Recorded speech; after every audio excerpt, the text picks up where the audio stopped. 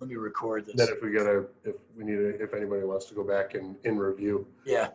And a lot of this stuff, it's good because it's really close, even though it's out of the G defense and the four stuff. It's basically what we do with our three, and so that rover is our what we refer to as our sniper, and Yeah. it's the same thing. It's that dual purpose linebacker safety guy, whereas our free safety is more of the coverage guy. Yep, exactly. And then this is what I've always believed. You know, I was in high school for a long time. I guess technically I'm back in high school, which is awesome.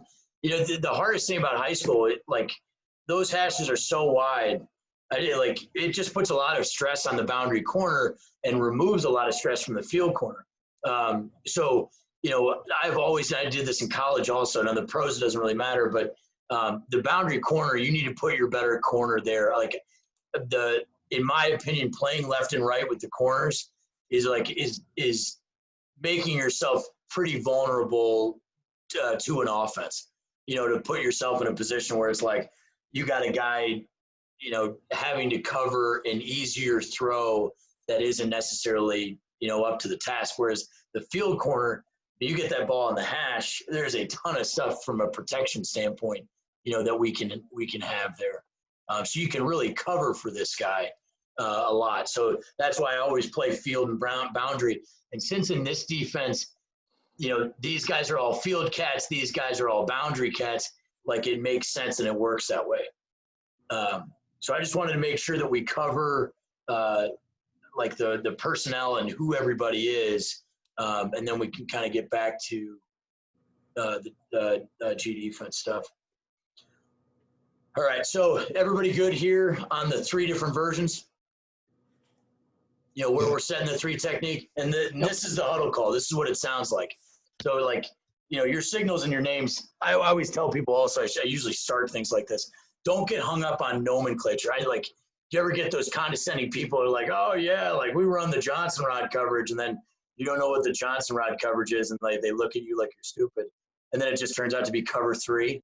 Like, who cares what you call this stuff? Like, I'm just telling you, this is what I call it. You guys call it what makes sense, what is already in your nomenclature, but I'll try to give you the signals of everything that we use. So it's just field G, so just point to the field. And then the fist is G defense. And then, you know, so it's short G, and then strong G, under G, back G, and then O G. Now, you guys should rock, paper, scissors for this. So I sat in the press box for a long time. All those signals were never my problem. It was the greatest thing going. All I had to do was say it, and I had somebody else dancing on the field. So try to be that guy. Avoid it. Get in the press box as fast as you can. I'm telling you, man. Like I would have my khakis. I had my standard game, you know, my game gear. I had game slippers and mesh shorts in the press box. And like as soon as I get up there, the door shuts, my pants come off, and you know, like I was living the dream. No one ever knows. All right, let's see, where are we? Okay, so just kind of a quick deal on the front, and then we'll go really get into the stud end. That's going to be an important piece. So this is field G. So the front is gonna be there. I always liked field G because it was like nobody had to think. We knew where the passing strength was. The three technique already knew where he was going to line up, independent of where the tight end was. You're still sound with your numbers. You know, a lot of people are scared to set the front away from a three-man surface. But while the throws into the boundary are easier, it is a lot harder to run into the boundary. You know, so and especially if you have a removed guy like it is in the picture. You know, so you know, you really use that field, you know, to your advantage, you know, and study your tendencies about, you know, if they're a field team, if they go there, like, are they going to the wide side of the field or are they going to the tight end? Don't use the tight end as default. So, and then the other thing, I like field pressure, and setting the front to the field can do a lot of different things to you. You're going to see some of the rules and things like that. What we do with the three technique from an option standpoint is the defensive end that has the three technique. So in this case, the stud, if you face a zone read team and they leave, you know, him unblocked, he's going to play cut to keep. We're actually going to force the ball to be given. All right, so that's just the rule that we play. If you have the 2-eye or the shade, depending on how you play it, that 5 technique is going to be a bend and chase guy. So it kind of is a good rule. We usually package like this picture right here. This is our robber coverage where the whip plays outside leverage. So when you look at this, this ball is going to be forced to be given, and you see we're pretty gap sound. You got an A gap presence, the rovers, the B gap presence, and then you got the force in the backer. So you really want to package that stuff up with the coverage that you're playing. But what's great about Field G is it does not matter what they run, like what they come out in. It's like your guys are going to get lined up because it doesn't matter. And so it's a good kind of tempo deal, or if you're caught and you need help. So short G into the boundary. This one, it can be really good against 20 personnel, packaged up with some coverages. Really in the man-free world, playing short G is a good one, or playing under G where we're playing opposite the tight end. That's a pretty good deal. So same idea, just now we're putting the field in the boundary. Field and short are good because you know where the guys are going to be set. Okay, so now strong G, we're going to set the 3 technique to the Y. All right, you can kind of see these things moving here. So if there's a tight end, we're going to set the 3 technique that way. If there's no tight end, we're going to set the 3 technique to the tailback. All right, and then down here in the simulation, you're going to see this next one. So no Y and a pistol set, we're going to set it to the passing strength. So strong G, you kind of go through that progression. The addition of back G came in because, if you want the back to jump the Y in terms of setting it that way, that's going to be a pretty good deal. So this is a good home base if you have an inline Y. If you got an 11 personnel team that's playing a tight end and loves the 3-man surface, this is a really good one to do. I like to package this together with quarters, which we call cover 9. But read 2 or palms, like those are the other ones that that it's also called. Okay, and under G, so we're going to set it opposite the Y. If there is no Y, we're going to set it opposite the back, kind of going through that same progression. And some of these might not make sense for you, like for your guys. So, you can get rid of them. But over the years, this is the stuff that we've needed. And really what it comes down to is usually there's 4 out of the 6 we use each week. We're either going to use the back as our key, or we're going to use the tight end as our key. So therefore it's either, we're either going to use strong and under, or we're going to use tail and O, and then, field is kind of always in there. The field G is always in there. You do that based off a lot of the teams that are running zone where they got the back crossing the face, and that's kind of their tendency, and that's how you kind of no doubt. I mean, that the tailback side thing is all about the zone read. And just, when you look at, take this picture right here, if we just, zoom in on these guys right here. When you look at this, we would set, so this right here is tail G. We would want, if we want that ball handed off, so I always take the zone read and let's make it simple. Who's the better player? Is the quarterback the better player or the tailback the better player? And so that will answer your question on where you set the front.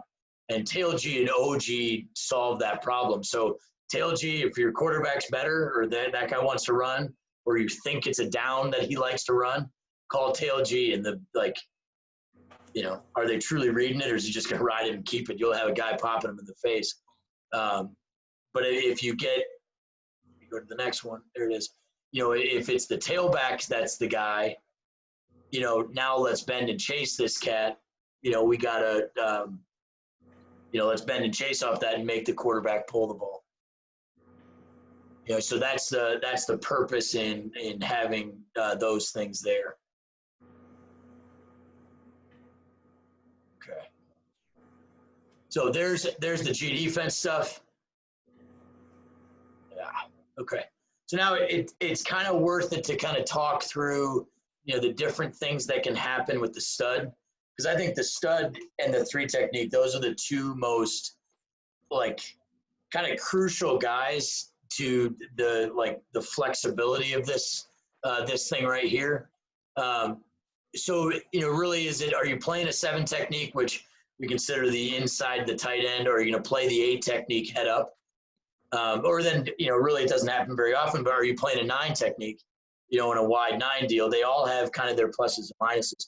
So the first thing that I would say is look at the ability of the player. So the lesser the ability, the further you need to get his ass inside. Because you'll notice it's written right here, they're both C-gap responsible. So I always say, like, God, if you can't handle it, just get your ass in there, and just take C-gap. But obviously, if you are a better player, playing this head up can now give you, you're still C-gap, but, you make it a little bit harder on those guys right there.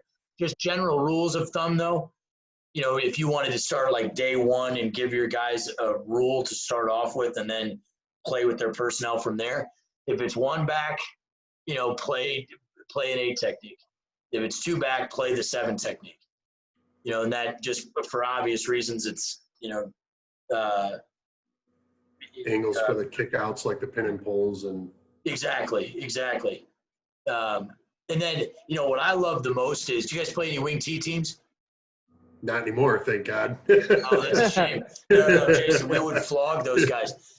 So my son, Bo, my oldest, like the first book that we ever read together was Tubby Raymond's Wing T Bible. And the reason was like our crosstown rival, this was my last stop in high school, was a wing T team. And they ended up, in 2013, they were like ranked in the top 20 in the country. I mean, they had like an SEC kid at fullback and at wing. They had like D1 guys everywhere, and then they ran the wing T. It's like we were screwed. We're almost better off if you're in the spread. But so we just dove into that and like studied the wing T over and over again. And like in Tubby Raymond's book, the 8 technique. Let me get to Huddle so I can illustrate this real quick. If you play an 8 technique right here, so let's put a wing right there. The 8 technique against buck sweep, this guy will try to block down for the mic, and the wing's responsible for the end. Whereas if you played a 7 technique, so you put this guy right in here, now it's the Y that is going to block down there, and the wing's going to come down for the mic. So you look at it, the 7 technique against a wing T team is bad news. Against buck sweep, which primarily is the biggest one, but you look at it, now you've given a better blocker the leverage on your guy, and then you've given the worst blocker total leverage on that guy. Whereas in the 8 technique world, we said in his mouth, out his ass, and what we'd actually do is our 3rd interior lineman against wing T, we would put that kid right there, and he would just dry hump that kid. Like, there was a kid that we had that had a club foot. Like, seriously, the kid was a really good player, 6'3", but he couldn't run. He was a nose tackle. He had a club foot, so he had no toes, and he would hobble along, but he would play 2 games a year because we'd play him in the regular season and play him in the playoffs, and his job was just to annihilate the tight end.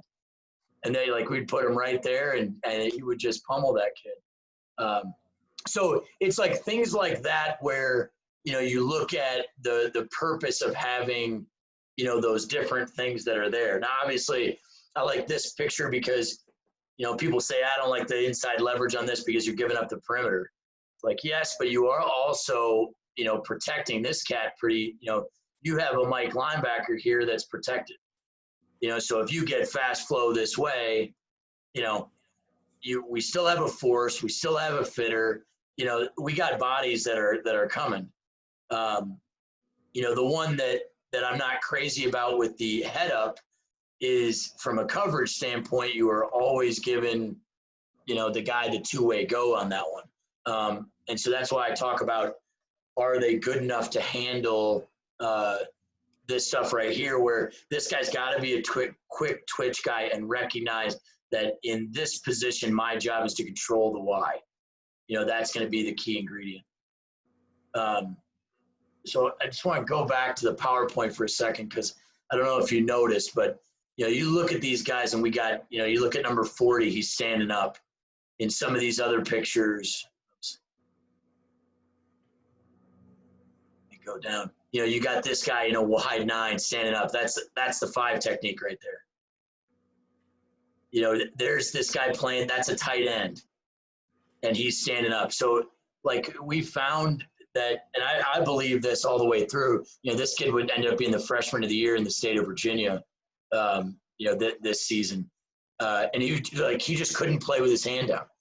And I don't know what you guys are like, but there's players like that all over the place where it's just something about something that they have to do that they can't handle it. So, when we talk alignment and all those other things, make it ability alignment, have that be your rallying cry.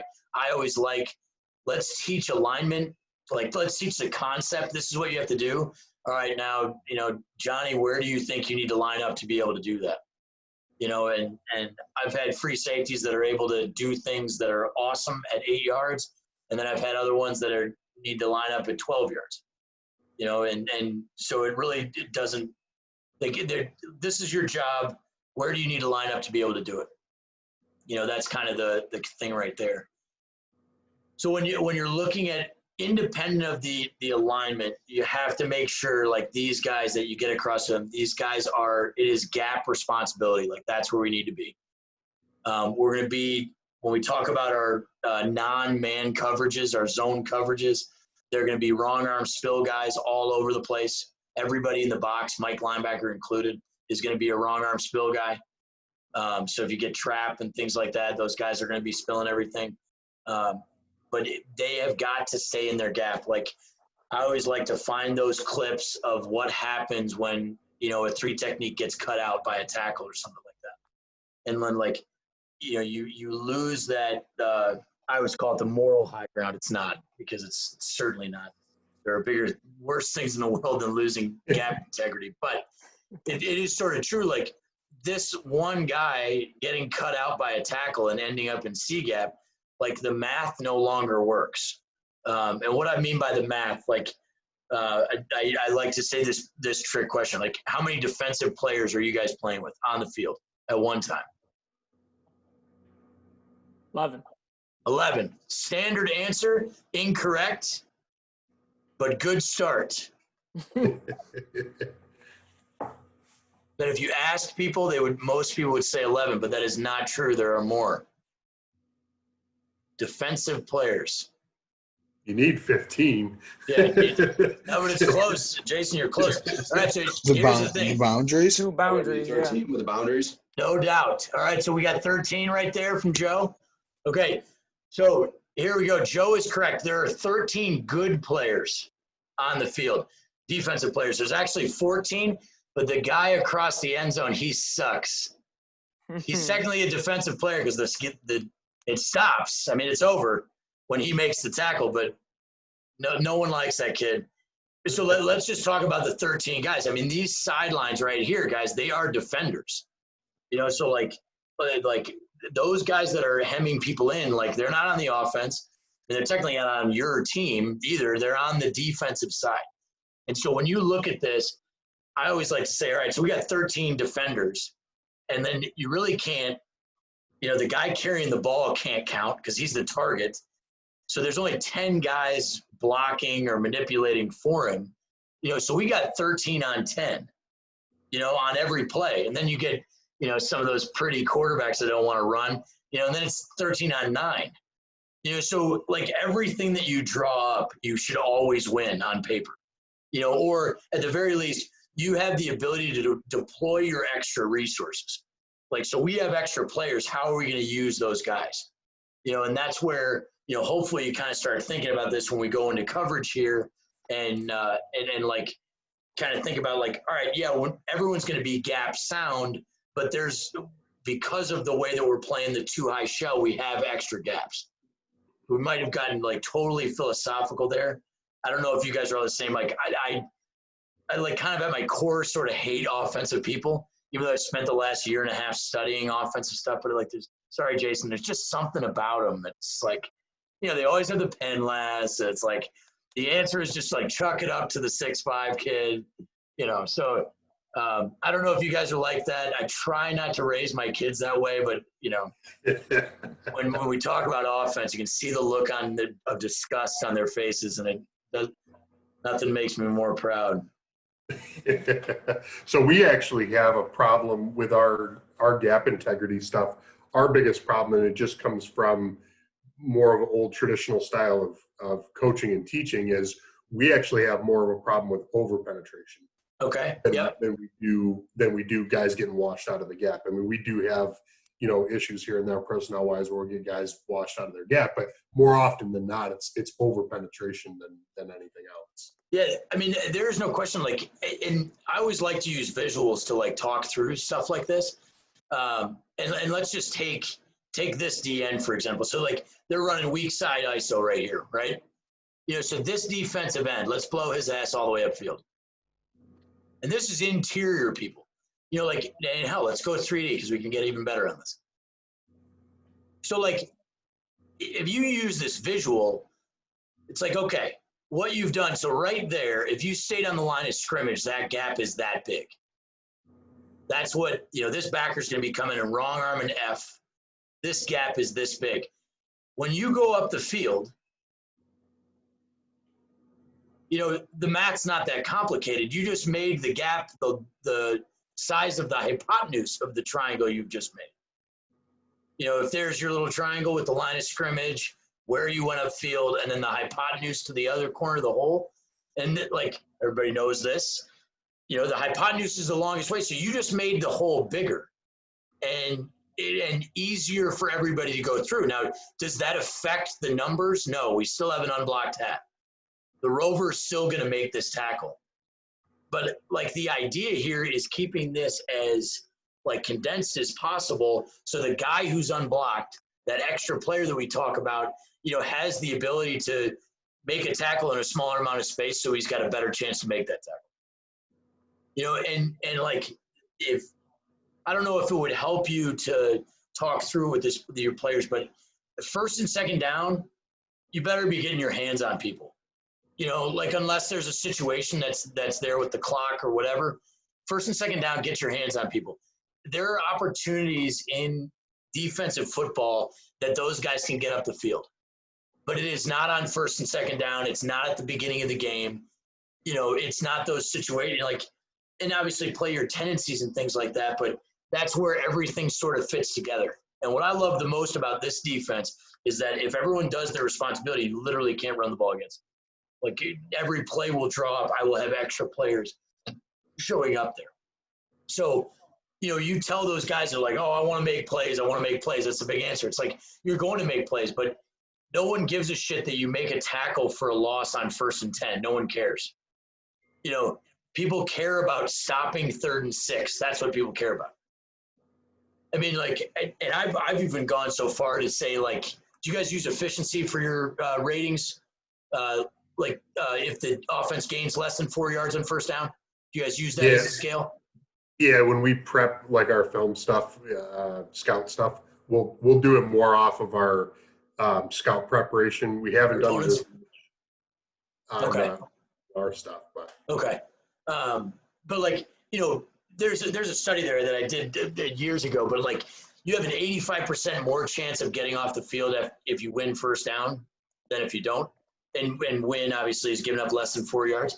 So like we would have defensive meetings where it's like if we gave up like 5 yards on first down, it was like, all right, can we just we'll give you the first down, keep going. And obviously we didn't, but we just joked about the only play that matters is third down. Like that's it. Like that's all that matters. And yards don't matter, like the number of first downs, especially after you've given up a first down. If it's a 3 and out in a backed up situation, that's money. That matters. But random, minus 35 first down, who cares? I'm going to the catering table at that point. Let's start over. Let's put ourselves in a position to, win third down. And that's when these guys can, really get after it. But I think it's worth it to kind of talk through it with those guys to say like, like, look, this is you got to play together as a team, like that Spartan shield type of deal. But like, if you do that on first and second down and get us into boss positions on third down, it's like, we're going to cut your asses loose. And, we'll get into the three amigos. You guys do the amigos? That's more of an offensive thing, but, where you get the three amigos over here, and we used to call it magic and the coverage, the protection adjustment. But like, get all three guys, you tell them to line up wherever they want, like have fun with it. Like, that's the time to do that stuff. So you kind of like, hey man, like do your job on first and second down, get us to third down. And then, that's when we're going to really get after it. So, the over penetration thing is, I mean, that can be catastrophic, so I don't know if that diagram helped, but, when you get up the field, especially the further you go in the perimeter, you're making the job harder, for the guy who's supposed to make the tackle. It's kind of the same thing. Think about defending speed option. Just get into a different place. Like take this, for example. I'm just going to change this, but let's say they're running Speedo. This guy's gone. We're running this thing. The defensive end's got the first back, and it really doesn't matter if he's a 5 technique or not.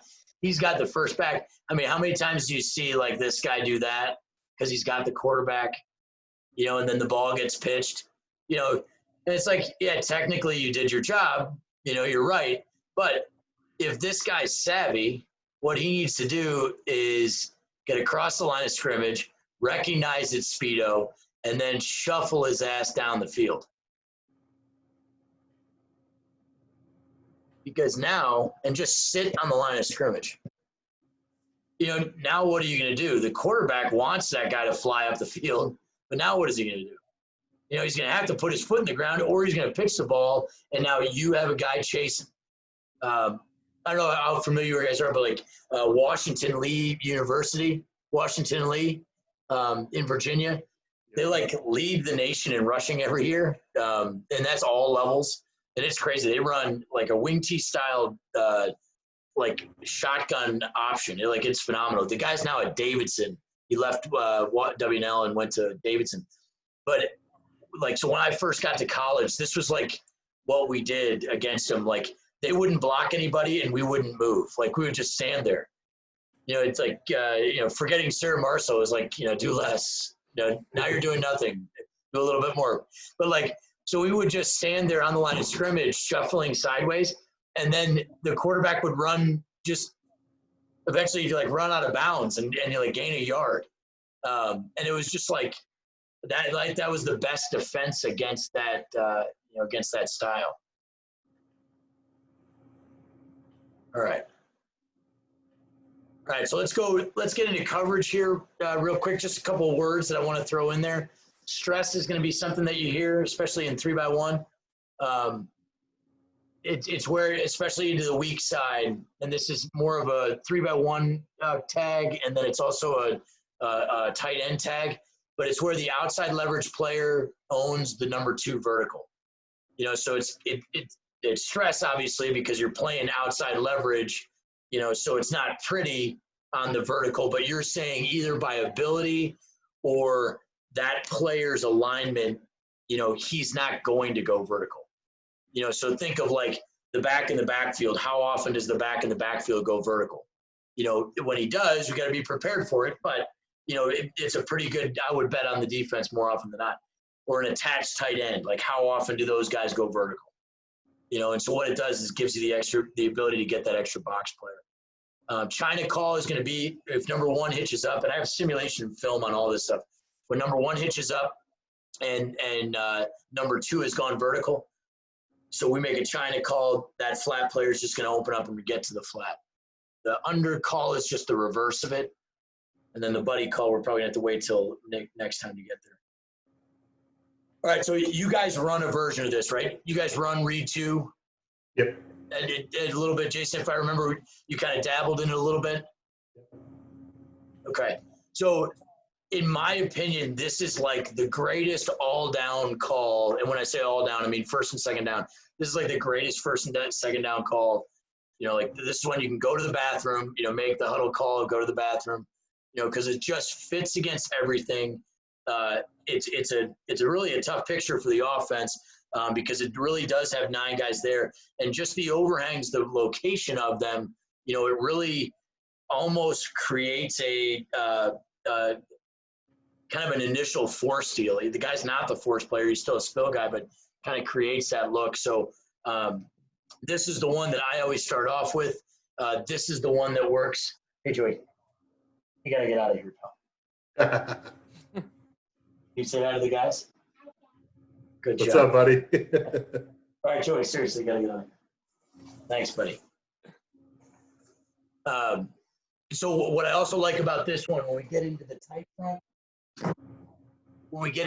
front, and I show you this, this is the best coverage to play with the tight front. So it fits pretty well there. All right, so I have this first picture just drawn up against 2x2. We'll talk about the pro side in a second. But, you know, so it's a mirror deal. So, and this is the way I play it. I mean, there's some different ways to play it, obviously. We'll start with the Mike. He relates to number 3. And so if he stays in and blocks, this Mike's just going to get depth. If he, you know, flares, we're going to pull a string with the whip. Hey, buddy. Okay. You got to get out of here, though, pal. And then the big one is if he exits fast, you know, that's the one where we gotta own with him. All right, because like if you get this right here and he's walled, you know, you can see the arc on this. That's a fast exit. He's got to go.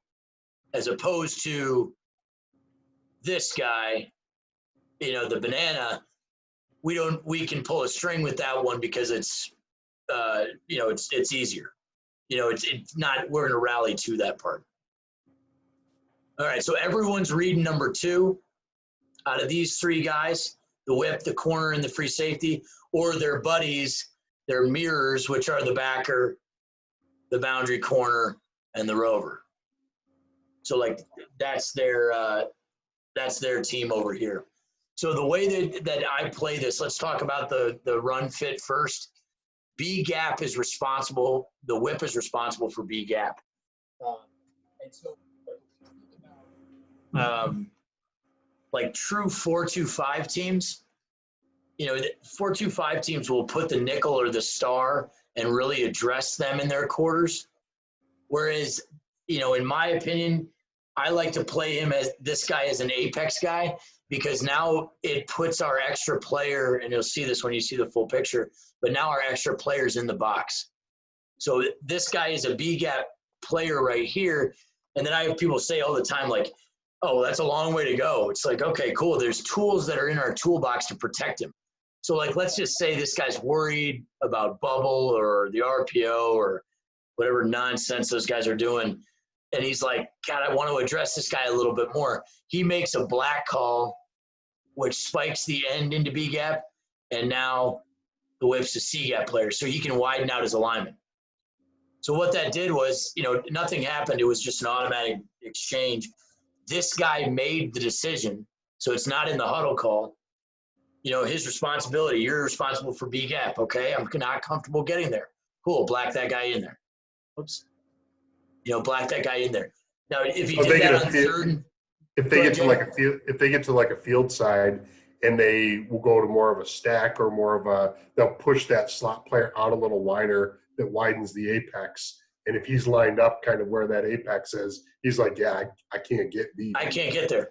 So you have some choices. You could set the 3 technique here, you know, which makes him an extra player, you know, or, you know, if for some reason you called short G or so you set, you know, whatever happened, tight G, you know, here's the tight end and you set the 3 technique over here. There's an open B gap and you got to deal with it. And by fit, it's him, you know, so spiking that guy in is a good way to do it. But you're right. If the splits of these guys, you know, widen them out, you know, and he's like, I'm just nervous about it. So, like, you widen yourselves out there. But what I like about that is it's the player's call.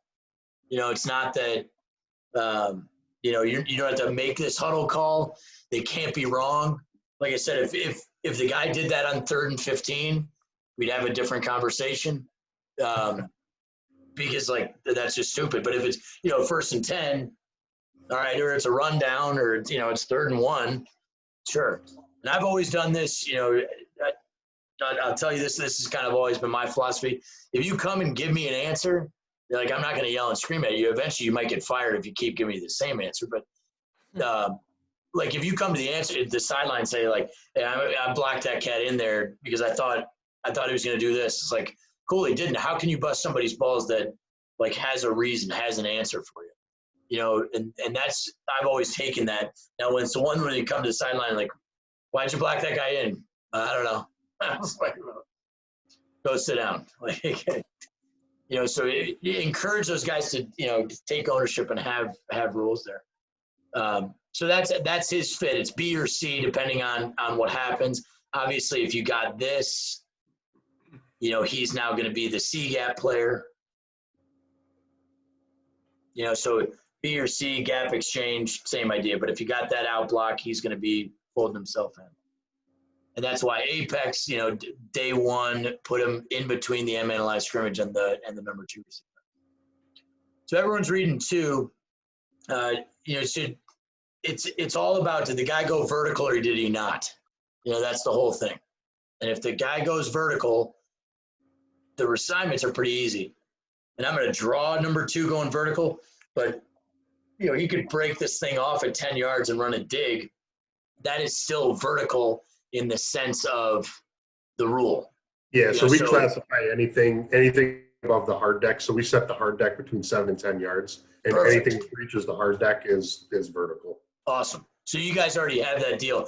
I've found I use 5 just because that removes like all question, you know, like, because I used to use like 7 and 8, and like I like either 10 or 5. Like, let's be honest, like, yeah. I think people can grab their, you know, wrap their head around it a little bit better. You know, but it also depends on the ability of your players. But, you know, we use 5, but it really doesn't matter. The rules stay the same. And as long as you rep it and are consistent and everyone's reading it the same way, you know, that works. So, you know, this guy goes vertically, clears your hard deck. It's pretty easy. The field corner is going to be over number 1. The free safety is going to be over number 2. It's really important, though, that the whip walls number 2 as much as possible. You know, at about 10 to 12 yards, he's going to lose it, you know, just naturally. But we don't want to cut any fastballs loose on this free safety. And I'm not sure what your rules are in high school on rerouting, you know, in New York. But, you know, college was the best because it's the Wild West. Like, you know, as long as you don't kill the guy, like, it's fair game as long as the ball's not in the air. You know, high school is a little bit different. But, you know, getting those guys rerouted. And it doesn't actually mean that you got to beat them up. Like, just moving your body, you know, and getting in the way and knowing what route stems and those things that are happening. That's going to be important. You know, the whip's is going to wall number 2 and then relate with number 3. You know, so as you get this, you know, these guys are going to start expanding and they end up covering for each other. You know, so they've committed their 3rd receiver. We have to commit a 4th guy to remain 4/3. That's why the mic's involved in this. All right, so it's when number 2 doesn't go vertical. So let's just sit him down. And I actually, when I teach this, I don't even talk about in, out, or vert. It's really just like not vertical. If he doesn't go vertical, the field corner is like the hardest one, because like those corners always think like, oh, I got to be on top of him. I got to be on top of him. If this guy doesn't go vertical, like, you better be underneath and get your eyes on the quarterback. You know, because there's no reason. The free safety is responsible for over top of it. There are so many plays to be made here. You know, and if your eyes are into the quarterback, you can see his intention. And so either you don't waste your ability somewhere else, you know, or, you know, this guy runs a comeback and you're underneath this thing, you know, it's pick 6. I mean, there's a ton of plays to be made. You know, so this, you know, while it's a safe coverage, I think it's a pretty strong, you know, fit out deal that you can play. All right, so let me show you some fits here. Okay, start. So here are kind of the weaknesses of it. You know, I put the no cover zone in here, and we'll talk a little bit about some mesh stuff, but, you know, really we try not to jump low hanging fruit within 5 yards, you know, unless that hand comes off or there's intentions. You know, really try to give this up and then rally to the ball. But it's the immediate flat and then the seam. These are the weaknesses of read two quarters. Especially think about those topper routes, the double posts. It's tough for the safeties. That's why the overhang players and the Mike, really have to do a good job of the Mike getting depth and then the overhangs walling those guys. All right, so let's start off here and just kind of go through some coverages. So right here, if you look into the boundary, so like right here, number 2 is vertical, at least for me and for you guys. He's vertical right now. So the free safety knows he's going to be on top of 2. The corner knows he's going to have to be on top of 1. But right here, 1 hitched up. So he's going to yell, China, China, China, China. And look at this guy's on his horse. Look at, he's even off the ground. He's running so fast. He's just going to go and run. Now, if somebody wanted to, they could complete this all day long. This ball can be completed all day long. But he's also, this guy is just running. He doesn't care where the ball is. He's not turning and looking until he gets here. So if that ball comes and those hands come up, this guy is just annihilating him. And if they want to keep throwing it over and over again, okay, and then we'll just trap the shit out of it and score. So we're going to make this guy pee blood and then we're going to score anyways. So, we're giving that up and tell those guys that is the weakness in the coverage. But I'll give up a 5-yard throw, especially into the field, any day of the week. So what ends up happening is that China call allows the corner to now slough off and play still over top of number 1, but now get into that honey hole where they don't run the flat and 7 and throw this guy open. You know what I mean? So it really, you got to be savvy with it, but there's that China call really gives you the ability to kind of take advantage of the things that are there. All right. So, and 3 hasn't left yet. We're going to keep him in. So you'll notice the Mike just relates to him and then gets depth. Okay. So now we just ran Ohio concept to both sides. So I'm going to show you it's a mirrored route to both sides. So a vert and an out. So number 2 did not go vertical, but I want to show you the difference in the way that it's played. So look over into the boundary here. Can you guys see this? Is this choppy at all? Because I can optimize. Is this okay? Oh, Yeah, this it's is good. okay. Okay. So watch the corner. Let me zoom in just a little bit. Watch the corner. And he jumps that thing. All right, now, why did he do that?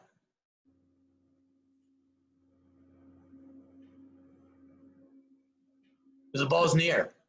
He's jumping it. Quarterback's intention are going that way. Whereas if you go to the other side,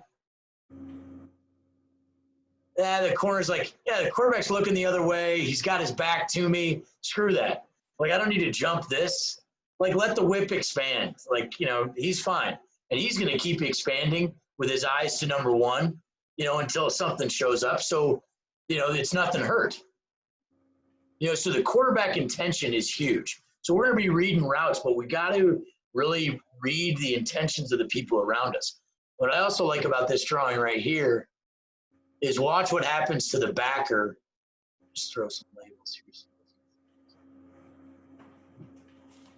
Watch what happens to the backer as he expands and he sees the corner trigger. So he doesn't know the ball's in the air. So all right, you're triggering that. I don't know, maybe you're wrong, but I don't need to run out there. So let me go fix off of this, knowing that you triggered down on this, and then I'm going to kind of fix and play off you. It's kind of a defensive philosophy. If you think about pursuit drills and things like that, the greatest thing to say in pursuit drills is don't follow your own jersey.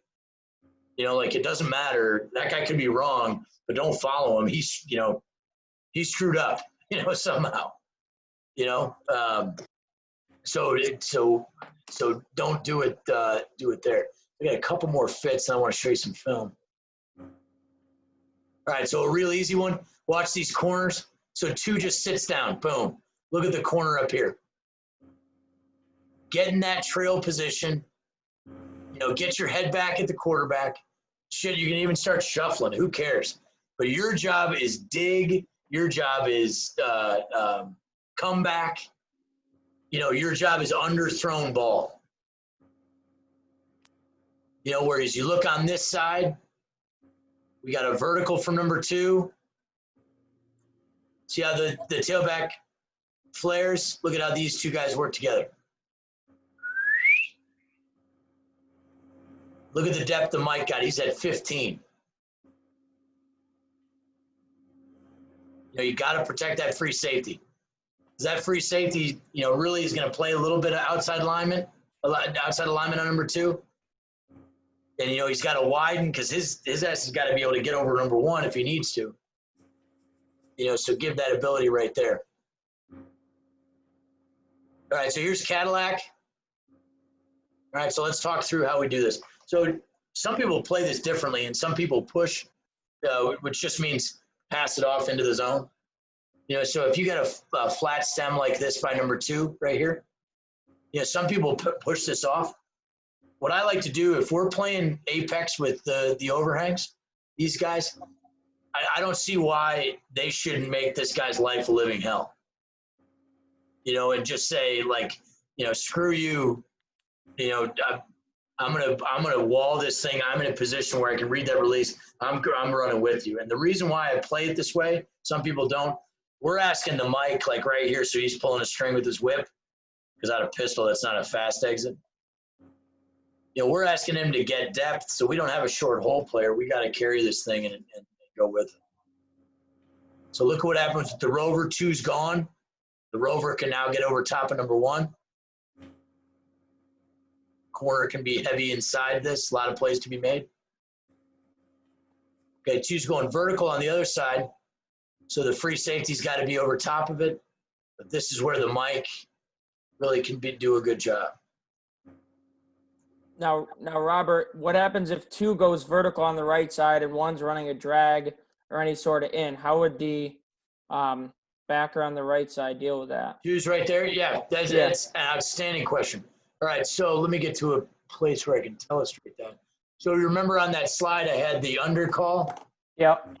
So that's where that comes into play. Dagger.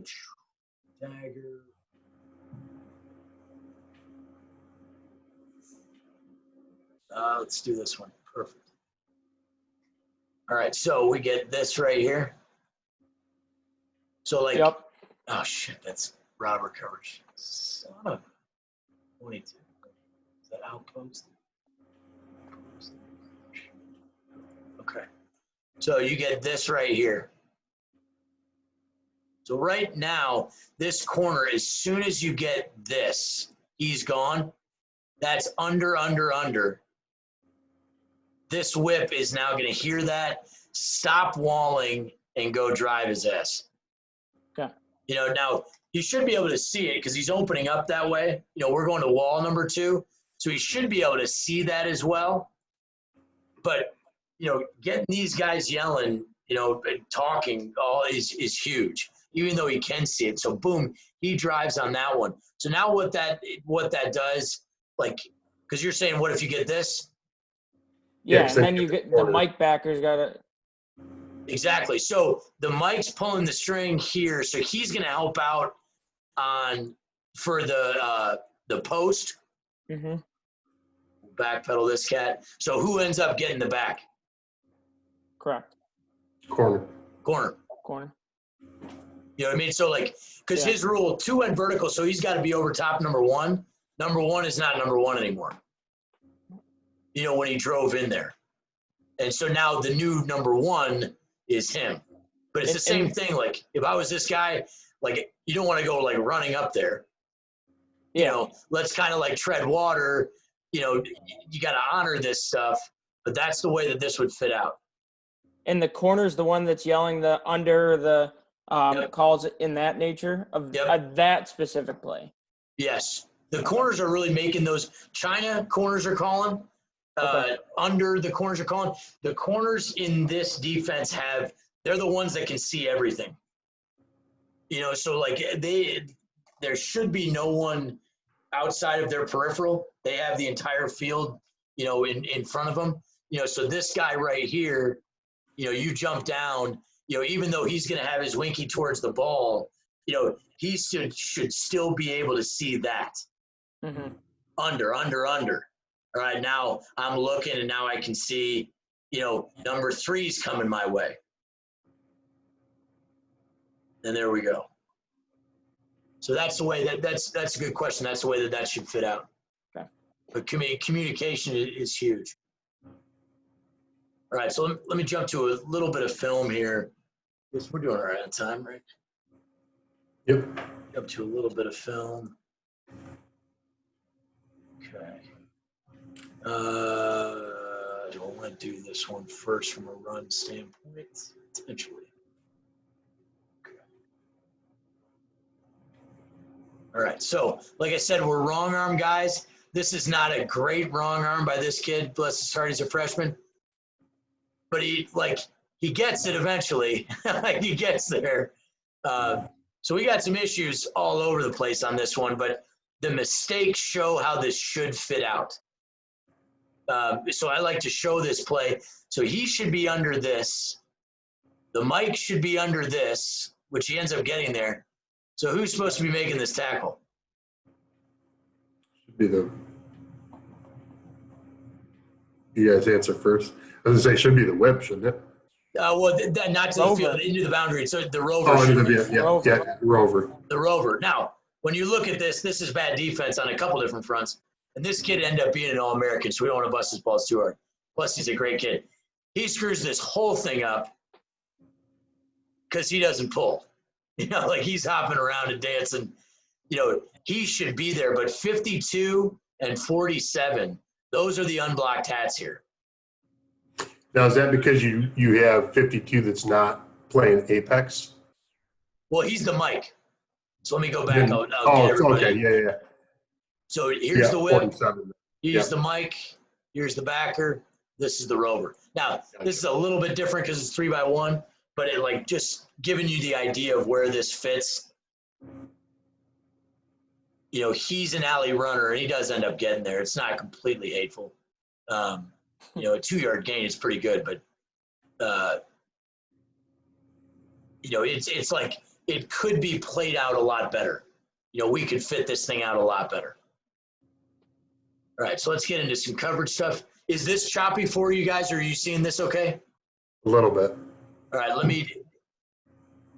going to optimize the screen, so I'm going to lose the thumbnail video. So if I start staring off into space, is that a little better? Yeah. Yep. Okay. Yeah, so just if you hit more and then optimize share, that's for full screen video clips. That's the trick on that for a Zoom meeting if you're ever interested. Okay, so look up to the top of the screen here for a second. So this is it. Look at this. Boom. Topical. Topical. So you see what 2 does? So 2's going to wall. He's a little too fast to begin with, but then boom, he drives on his ass right there. And then you look at this corner, look at where he ends up. You see how he's underneath this? That's not him being beat. There's a safety right over top of this. He knows that screw you, anything short, you're cooked. Anything shut down, and he's running, a dagger deal. Look where he ends up. The mic's relating to 3, so look at the depth that he's going to get.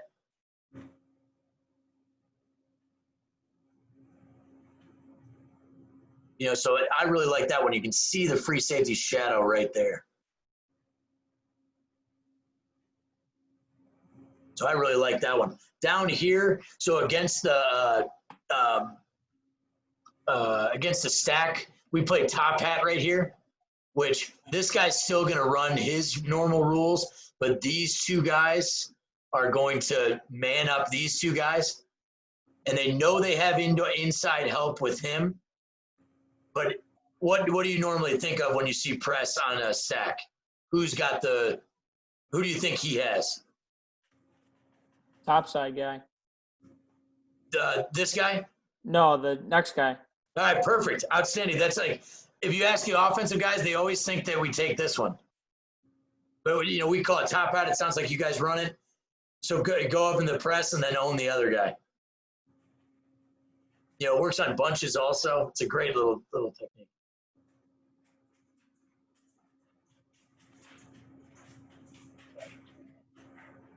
So you guys are familiar with that out of our box formation on trips when we box trips.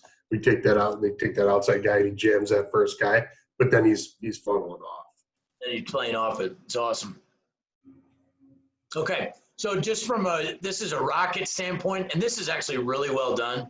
This is a really good design because the flare of this guy is going to pull the mic.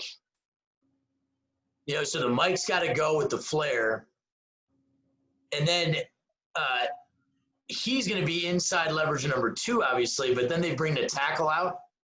So these guys are actually both fit out pretty well, but it's the unblocked hat. I just like showing this clip because it's like you still got an unblocked hat right there. And this is 3rd and 11, so I don't give a shit. So this is perfect. It's a 3-yard gain. Please don't run rocket on 3rd and 11. Okay. So this clip is like one of my favorite clips of all time. So the first thing is smoke and mirror stuff. And we get into robber, which is probably going to have to be, we might be able to get into this. But so we get into our robber stuff. Our robber coverage plays this guy outside leverage.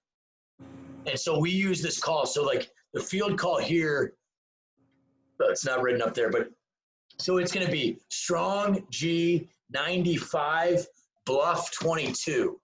So this guy's going to pretend to run robber coverage and then at the snap jump into cover 9. So it just gives like a bad picture. You know, it's like pre-snap, I think I got outside leverage. They're going to be in this coverage. And then all of a sudden post-snap, he switches his leverage. It helps with stems. It helps, you know, with putting a bad image in the quarterback's head. So that's just something to put in the toolbox. So like I said, strong G from a coverage standpoint, 99, bluff 22. So they're going to line up in 22 but run 99.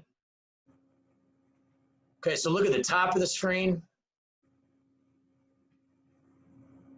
So like look at what happens to the quarterback here. We talk about not jumping low-hanging fruit and things like that. So really the mic actually should be relating this way a little bit more. But I want you to look at the corner, and if you can kind of time it out, quarterback's got his hand off the ball, and he's moving. You know, but you notice while he's got his hand on the ball, he's just kind of feathering this thing. And so like the mistake that happens is like right when that tailback exit and starts going there, I'm sure you guys have seen it, this guy goes screaming down. And, you know, the quarterback doesn't want to throw this route. He wants to throw that. You know, but now what we've done is that guy's caused him to pull the ball down, and just because he's a little bit more patient and he's not jumping things until the hand comes off. So do you build that into your drill packages, some of those reads and recognitions on? Absolutely. And you got to talk about it too. Like, I mean, my son will actually defy this, but you can't throw a ball like this. You know, you can't throw your ball with, you know, like, you can't throw your ball with the ball down here, and you can't throw it with your other hand on the ball. So until that front hand comes off, and it like, especially, you know, if it's a short throw, that front shoulder comes down, that ball's not coming out. You know, so, and this kid was legit. I mean, this kid led the nation in passing yards. And it's Division III, but it's like, that's all levels. He led the nation in passing yards. So look down here for a second. Let's talk through the rules. So this guy stems in. So what can this corner do? He's that extra guy. Drop under, yeah. Yeah. And so now look at what he's doing. This isn't great by him. He was a young kid at this point. He's a sophomore. He's like a baby giraffe. He ended up being like an all-conference player, but you can see how, like, look at his change of directions. But like, look at this corner. He's like, as soon as 2 disappears, look where his eyes are. Right back to the quarterback. Right at the quarterback. And he's like, screw it. I know that guy's there. But I also know the quarterback's back's to me, so I'm not going to go crazy on any of this shit. And then, boom, I'm going to be able to drive on this. You know, an incomplete pass, you know, and maybe it was complete, whatever, but it was still a win for us, 3-yard gain. So I really like that clip because it kind of shows, like, put your eyes in the right spot, talk about quarterback's intention, really hammer home. That's why I like on the simulation stuff, like jumping down into the corner's helmet and have the quarterback looking the other way. And it's like, hey, man, now Patrick Mahomes totally screws up that argument and like those things, but it's like they can't throw the ball if your back's to you. I guess Patrick Mahomes doesn't do that one. He doesn't do the over-the-shoulder deal. But Yeah. it used to be like if you're not looking at you, they're not going to throw it. But the back one, I guess, still does hold true. So talk to your guys about that stuff. Okay.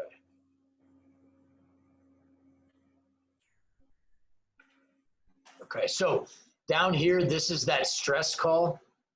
So we play, this is Y off, which usually we check into a different thing, but we locked it. So we could run quarters. We could run our normal quarters if we wanted to. And the rover would be back here. The backer would be right about here. But we would have a weaker box. So what the stress call allows you to do, the rover gets himself down, and he could actually be a little bit lower. But now if this cat goes vertical, he's got to run. It's tough, but hence the name stress. But now what it's done is it's given us the ability to have 2 good box players now relating to number 3. So if he drags immediately in, he's going to push it to him. If he goes out, which he's going to right here on this clip, you're in good leverage. But now look at this thing right here. That's a really good look for there's the tailback trying to escape right there.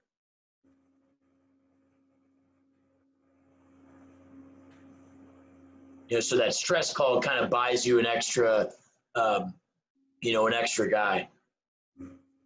All right, so let's jump into 3-by-1 and empty.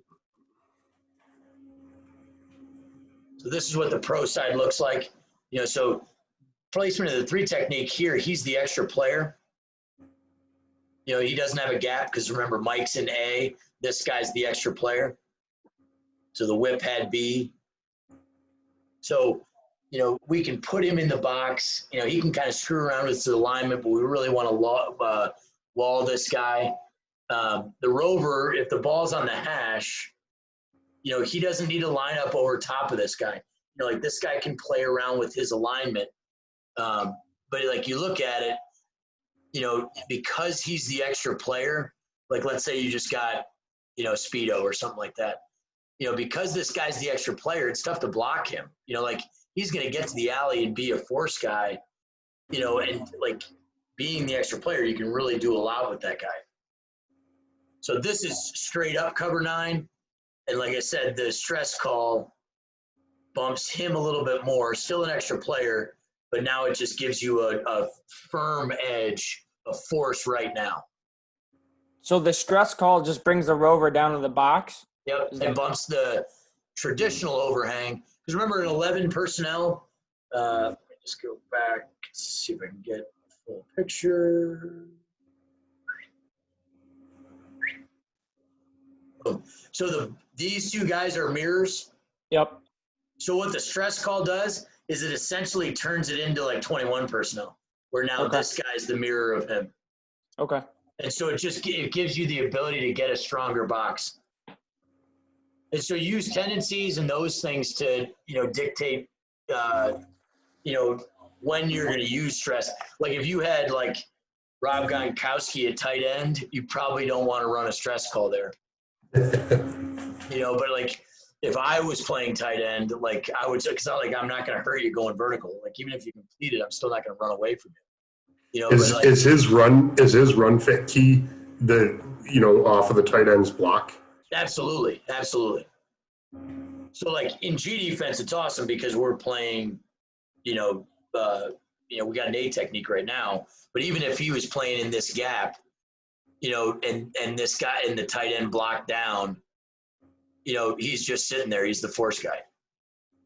Now if he releases, he's got to own it. So even if it's a run, like it's zone read or something like that, and he arcs to it, you got to honor it. Yeah, Yep. and that's kind of how we play it now. Yeah. Similar to that. So that force player just kind of gives you that ability to get an extra guy in the box, which I think is pretty boss. All right, so 3x1. There's a bunch of different ways to play trips. Some teams have automatic trips checks. The way that I've played it in the past is if you have on the all downs, which are quarters, robber, and then our man free, each one of those has a built-in trips check. So because I never wanted like people to be able to formate you and know exactly what you're going to do. In something that's generic as 3x1. Now obviously everyone's got an unbalanced check and all that stuff. Like that's different. But like, I want to be able to say like, this is the picture that you're getting. So for cover 9, alert is the trips check. What I like about that is let's do this. These 4 guys play cover 9 just like it's 2x2. The only difference is that the rover will now take this 3 vertical. So the Mike, is going to relate to 3. He's got him fast. And then as a short hole guy, this guy's got to carry it. So then you look to the weak side. This is where the stress call comes into play. And then he's all alone. So it's this guy that really has to sell this because, you don't want to make it seem like, yeah, we're playing 5/3 on this side. You don't want to leave this guy alone. But what I like about this coverage is that this guy's able to insert in the run game to both sides. So it gives you the flexibility of the middle of the field player without having to lose him in the run game, like not truly playing a post player. So if 2 went vertical, the backer's got to own them. So thinking about your personnel, and that's why when we talked about it earlier, this guy right here, the boundary corner, if this guy's not any good, like you might have to come up with another 3x1 deal because he's all alone. Now we'll give him, like you see it right here. There's a little slant presence. Like this guy's going to be hanging out. Like he can even line up out here. Especially with the front set to the back like this, he can line up out here. Right, because their run options are limited. They're only going to be in 5-man run stuff. So that's right. So we're in pretty good shape right here. And even if this guy's attached, if he slices across, you got this guy coming. But where the front is set, we're in pretty good shape there. Yeah, if you slice it across like that, you can check down to your stress call and everything else and just drop it down. No doubt. Luckily, we got a 6'3" boundary corner that can just go one-on-one on that side. We don't. Perfect. Success. Oh, let's make the this other thing that we'll do on some of this stuff too. We kind of started doing it a little bit last year, based off of some scout stuff that we were seeing. If this guy really wasn't a threat and they didn't do a lot of undercutting routes and things like that with him, we would just you can't see my mouse with the outside. These guys. The outside receiver on the other side. This guy. Yep. We would just man him up with the field corner, and then we just play with the whip and the free safety. So it's playing like it's a 2x1. Yeah. So just play like I think the Saban guys call it mini. Yeah. Yeah. I mean that's phenomenal because and bless his heart, like my best friend, his name's John Shields, and for years I think about it, it's so mean, but we would always call the worst receiver on the other team Shields. And like the team would start doing it. And but anyways, like nobody throws to this guy. It's crazy. So especially in empty stuff, we would start even pretending he's not even there and like ghosting him and running spot drop coverage, like not even worrying about the wide side flat. But yeah, gotta love Shields. They're not going to throw it to Shields. All right, so there's that. Let me take that. If you play it like this, empty's the same thing. Here's 2. Obviously, there's stress right there. Because that's all we got. Really, you want to set the front that way. You like we make some automatic checks and empty to get the, get the three, get into short G as much, like as fast as possible. You don't have to, it's not that big of a deal, but like you're not getting any run support out of this cat, in the quarterback run game or something like that. So don't even bother. So there's a little bit of stress on that, not a little bit, there's a lot of stress, but depending on how good this guy is, he's hopefully athletic enough to be able to hang. Yeah, but even, that's tough because based by alignment, you're still a +1 based on the position of your rover. So absolutely. So his assignment's different. You're kind of hiding it. Yes. Just to know that he's still gone. Yep. Yep. He's got the vertical. So let me get into, here's just some clips of trips. So I like to show this. Watch the way that this kid, so this is the giraffe. Now he's a senior. This is the baby giraffe. So you see, we call it a jump drop. So he's still a giraffe. He's grown up now. So what he does is he jump drops off it. You can see those first couple back pedals. And what that is that gives us the ability to, like if the ball comes out hot, he can jump it. And it's bad leverage, but, he's still going to be able to own it. But as soon as, this guy breaks his one step in shotgun, now he goes and walls, and you can see what happens. He goes and walls that guy not very well. And this is the mic. So he doesn't have to carry that.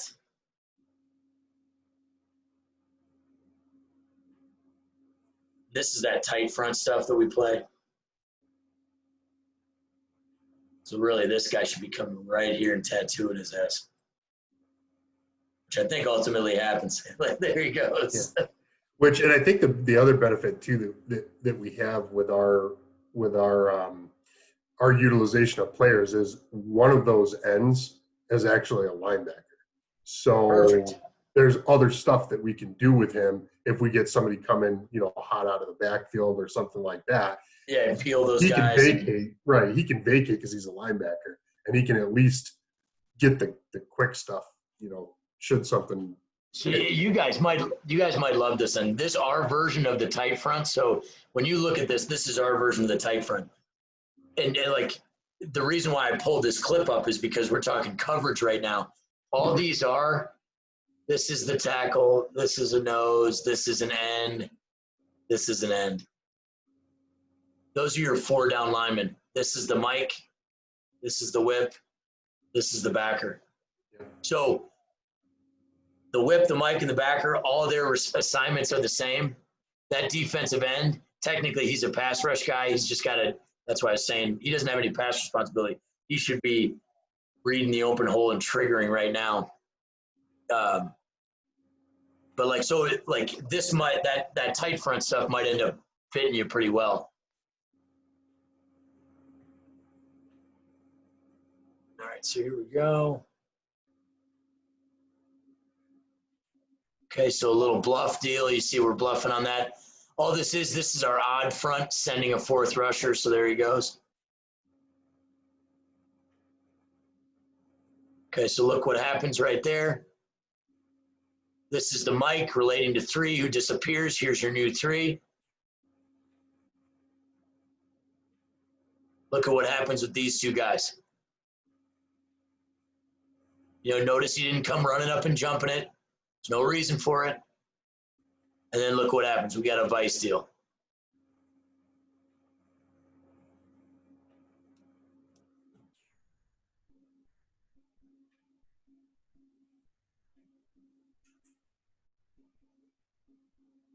Okay.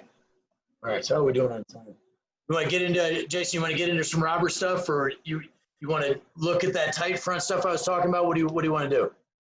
All right, we'll ask the guys. What do you guys want to see? Do you want to switch and see an additional coverage? Do you want to digest what we've got so far and see some of the tight front stuff because it's close to what we utilize now?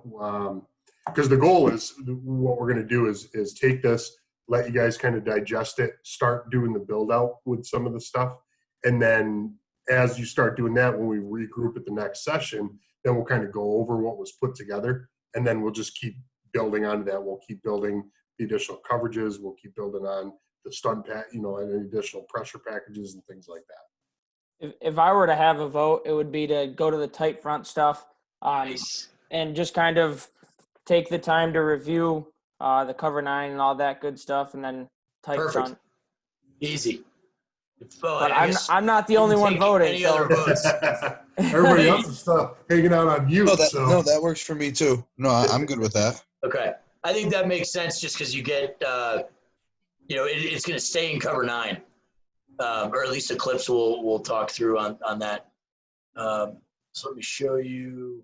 All right. So let me just give you a quick kind of overview. So why the 3 safety tight front and why I play it like this, the perceived weaknesses when you look at this one.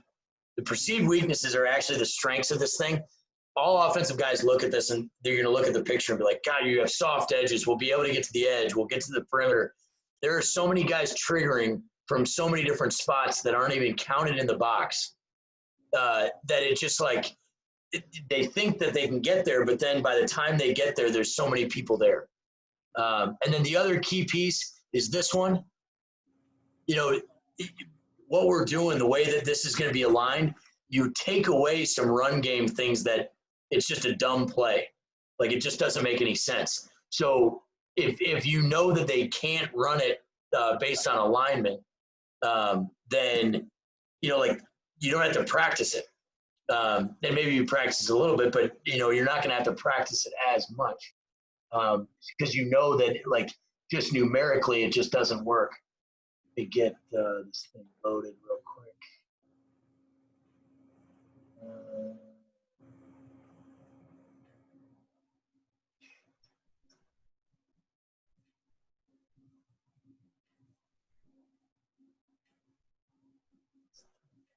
And one thing that I would be interested in is how you use that, whether it's your stud or whoever's the fourth lineman off the ball in different scenarios and situations. If you could touch on that at all, that'd be absolutely. So take a look at this. So this is the picture we just kind of showed. Here's G defense. All that happened is this guy that Hey, Rob, can you do me a favor? Can you re-optimize? Oh shit! Sorry. That's okay. Whoops. Just because that part was coming up, really, we couldn't read it. Share. Optimize. Whoops. Whoa. Yeah, you're good now. Yep. Okay. So you look right here. This is G defense. All that happened is this end, and really it should be whoever your most athletic guy is. You guys are playing odd personnel, so it really is. Get rid of this. This end just becomes that guy, and you tell those guys that his only rule is to be inside out on everything. That's his only rule. Then your Mike linebacker is the middle safety. Now, if you just played cover 9, this guy can handle it. Even if he's a, knuckle dragger, he can still handle it. Because you're not asking him to run to the middle of the field, even if it looks like he is. What you're asking him to do is run alley to alley. Now, if you need to replace him, obviously that's an option. I always like to try to do this stuff with the same personnel on the field as much as possible. Well, that's one of the unique things that we have in our pipeline is we have a really deep personnel group. So Okay. we have a lot of what you classify as kind of utility players Okay. that would be able to fill that role relatively easy Perfect. or dual purpose that role anyway. Can't find this thing. Bronco, there it is. Okay, good. All right, so in an odd look, this is your jack linebacker. We call it the bandit. He's that, like I said, it sounds like you guys are more odd or have been. So this guy becomes, really we moved him back, but really it could be either one. Now you have the linebacker dropping back on this one. The Mike stays the Mike. So you have some flexibility on who moves and where they go. So this is just that same thing that we talk about. All right, so I like this one. So whoever you call these guys, this is the low guy. He's the defensive end, really. His responsibility is just inside out everything. He's going to spill everything. these ends really can get up the field. If you don't feel comfortable with those guys like athletically enough to get up the field, have them just hump these guards. Play them like normal 3 techniques. You know, just like in G defense, their only rule is they just can't get out. They can't get cut out. And then this guy, you know, you can see how the angle is slightly adjusted off the mic. You know, he may end up, you know, he's going to be outside because the mic's got to end up inside everything.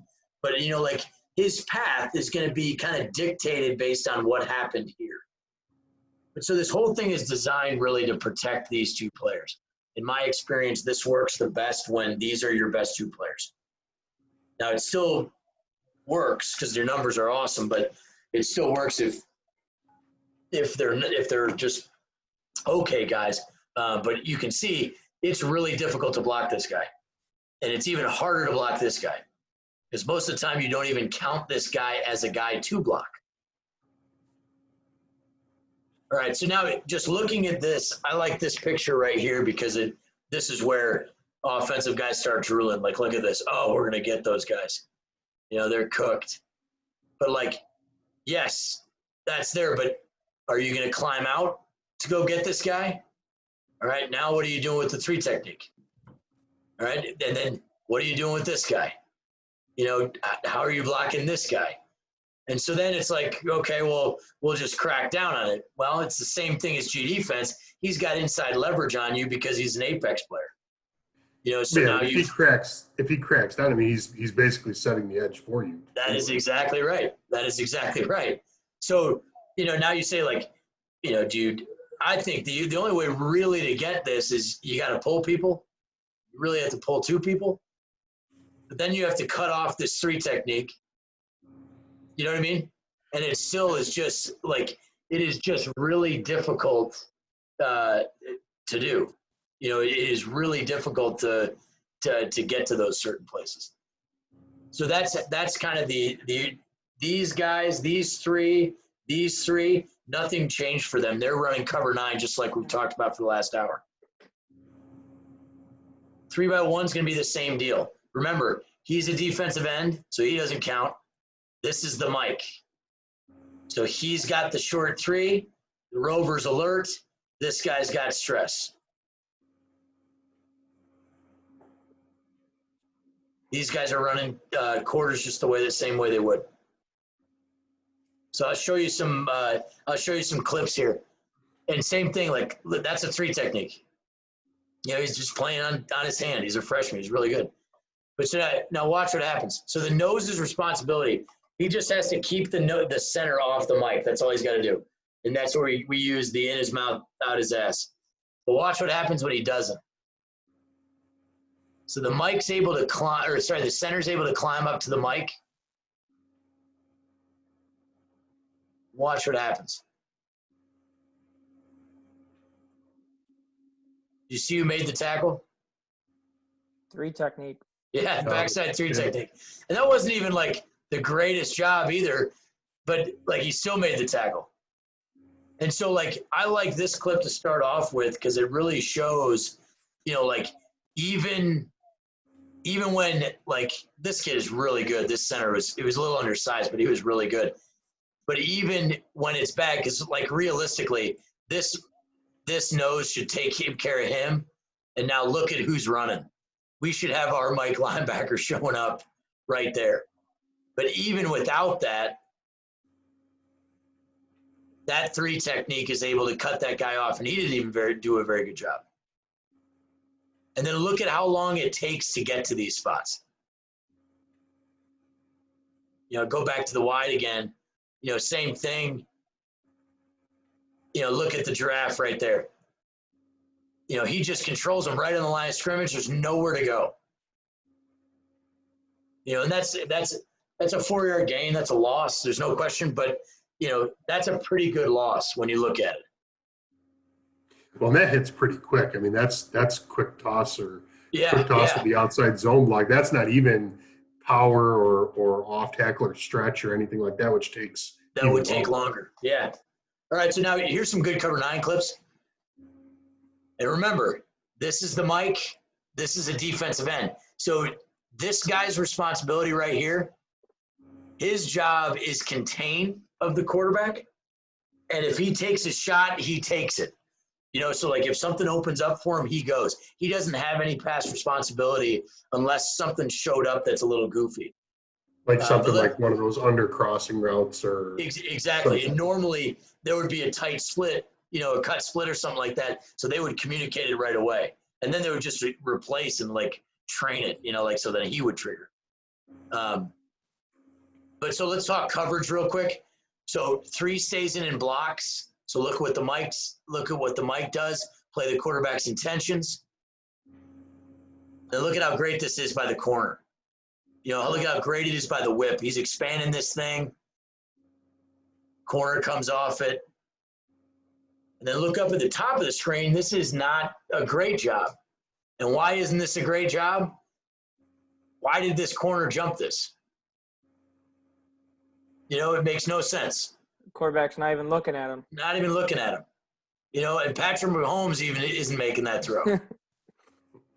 So this was a really bad play because 34, let him do this. Let him expand. And you've got the sideline over there too. And you got the sideline. I mean, there's so many things that are bad about this. That kid ended up getting fired and getting replaced by a freshman. But that's a difference. So let's go watch 52 now. Now remember, he's a defensive end. And let this guy go. Watch when he goes. So he's patient. He's hanging out. See when he goes? There's a head turn. As soon as that guard says, all right, you're not coming, it's just that old coffee house son, where it's just and it takes some savviness. There's no question. You got to, a lot of times people think oh, I'm a free rusher. It's yes, but working smart will actually make it easier for you. And that doesn't mean just running in there with your head down. And I got a bunch of, this is the greatest clip to show that. This is also some good cover 9 stuff. So remember, defensive end or outside linebacker, what do you want to call? This is the mic. Okay, so 3's right here. So look at how the mic relates it. Look at these guys pulling a string. That's outstanding. All right, everybody good there? Yep. Okay, now watch what happens to my man. And remember, he's an All-American, so we won't bust his balls too much, although I did a lot of that. Because watch how he does this. Watch how he okey-dokes this. This guy's thinking, all right, I got you. Or by assignment, I got you. You're not coming. Now watch this. Whoop. And then he misses the tackle. Still got it. Oh, my God. And for the running back that's exiting, you still got 2 guys playing over the he's top. He's relating to him. Yep. Right. We're playing normal cover 9. This is not a stunt, but it's the late insert guy. That, like we said, he's a defensive end, but now that defensive end gets to rush to both sides. Now, Robert, not to cut you off, but is there a certain time when you run the tight cover? Is there a certain down and distance or certain time of the game, or is it just whenever you're kind of feeling it? Honestly, this turned into our deal. I ran this the other day. We ended up being 63% efficient in this. I mean, and that is lights out defense. I mean, you get above 60%, that is lights out defense. And so on the season, this was in 2018, we were 63% efficient in this. And it started off as kind of a shakeup, because the rules were the same, we just kind of mixed it in. And then it just got, the players just got so fast in it. We joked that we were just going to hold up signboards that, the huddle calls Bronco Loose 9. I mean, the amount of times we called Bronco Loose 9, it was ridiculous. The signal guy just started giving the middle finger to the defense. It's you guys know what's coming. Let's go. And we just got they just got really good at it. And like I said, 52 was the best player. And so nobody ever blocked him all season. And then number 2 was pretty good also. So watch. Well, let me show you the coverage first. Okay, so watch coverage. So look at what a great job these guys do. Watch these 2 guys right here. So they pull the string. It is a shitty job by him after the stem happens because he right there he lets him okey dokes and he gets out of phase and his eyes are bad. So that could have been a really bad play. but really good kind of adjustment right there. But like, watch what happens on the pressure. And while we're here, what we tell these guys in pass rush, these guys can go wherever they want to. You know, the nose can take either side on pass. It's the Mike's responsibility to make them right. So watch what happens here. Watch when he goes. 55 does that, and then here comes 52. You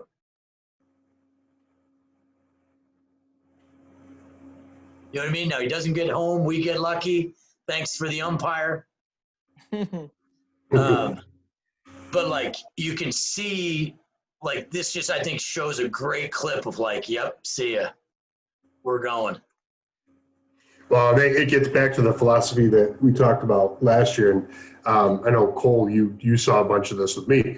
A lot of times we were able to bring pressure like that without even having to call pressure. You're not even calling a stunt package, but yet you're bringing a stunt. You're peeling away. That's when you win. When you're like, when it's like, was that a 5-man pressure? Nope, they brought 4. Or even better, they brought 3. And it just looked like it. So just going over coverage, you know, this one's really hot. You know, you wish this guy would wall just a little bit more. He lets him undercut, but that's fine. They pull that string. But look at what happens on this dagger. I mean, that's the corner. This is the Mike. This is the backer. Probably didn't need to jump that low-hanging fruit right there as much, but, you know, that's pretty killer. But so this is a called stunt. So watch what happens. You know, and we're cooked.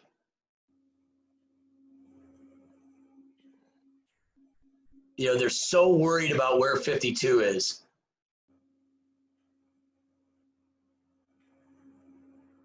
You know, so you can be creative. Those guys can really make plays out of that.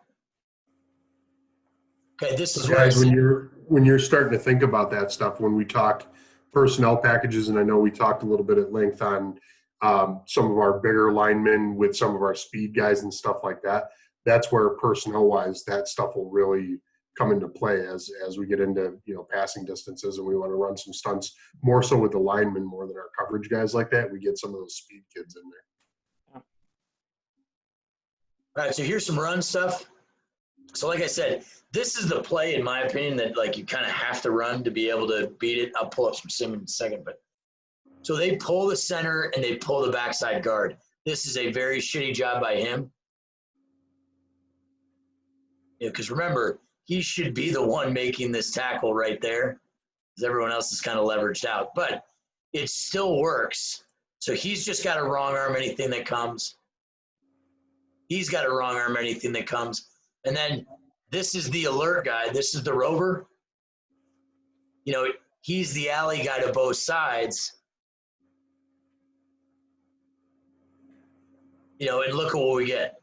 You know, we got, you know, a guy running at a leverage, and I'll show you the tight version. Look at where these guys end up. You know, this is trap. You wish 35 was right there, but this helmet's close enough. Gap. The whip's sitting right here in his gap. Gap. There's the unblocked guy. And technically there's another unblocked guy. And if this cat was better, no, it was 2nd and 11, so, or 2nd and 10, and this is a heavy spread team, so that's why he did that. So we're not going to bust his balls too much. But, you know, this is how this pretty well blocked play turns into no gain.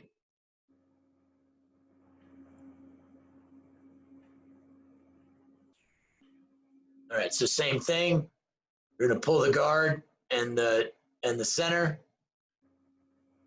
Now look at what this guy did. He wasn't reading his guard. He gets trapped. But it's the same concept. Even though he's wrong, he should be right here. The linebacker made him right. Coach, 52 is a beast.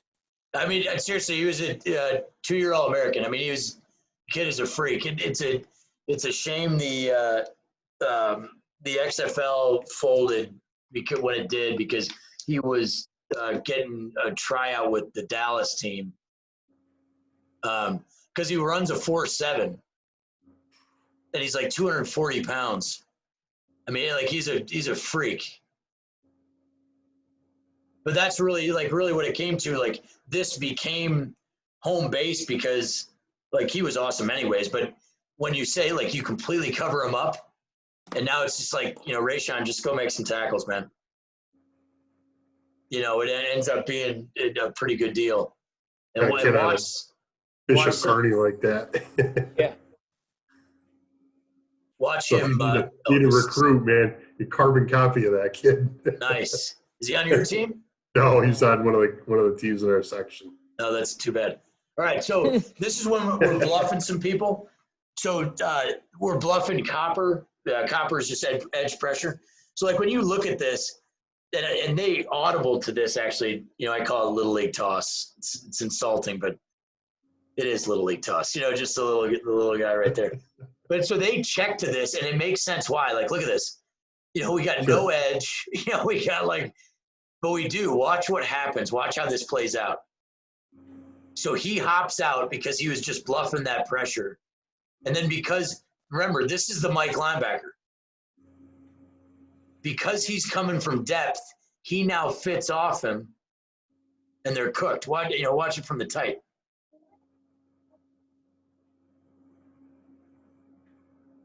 You know what I mean? Like, realistically, you know, it wouldn't be wrong if 15 ended up inside and 2 would have fixed him on the outside. But they just fix each other. Like, it's real tough to get to the perimeter. And even if you can get there, it's like, how do you handle those guys? And, you know, people will say, well, you know, what if they crack like this? Cool. I'm with you. I still think our guys are going to be able to bubble. But now you got this guy screaming down, and it takes long enough to get there. You know, it's a bait into a TFL every time. Well, plus even if they do crack down across, I mean, he's still got to cover enough ground where you're spreading it to the side. Yeah, we're rallying to it. All right, so watch this one from 52. Let me just jump into the tight here. Just running into my glasses. All right, so this is what I love about this. So remember, this guy, the 3 down linemen, you know, they're going to get their ass beat in 3 techniques. But, like, we get into past situations. We get into those things that we know. Like, you tell those guys, get in a 3 technique and then go wherever you want to. Do whatever you need to. The guy behind you is going to make it right. So, like, watch what happens. Look at what that nose tackle does. You know, he just takes this little center. You know, they're so worried about the edges. They're 5-0 in this thing. And he gets a one-on-one and presses that pocket. And watch what happens with 52. So 55's like, all right, I got you, 52. He's got no clue what's happening behind him. But 52 does. See how slow he's going? And then whoop. And this is a big-time play right here. This game was tied at this point. But it's like, it's a huge advantage that this guy, like, he's not a dog guy. Like, he's not pressuring. You know, it's not a blitz. It's like you're a late insert guy, and you don't take it unless you know. And, like, right here, he's not going because he doesn't know. You know, he doesn't have it.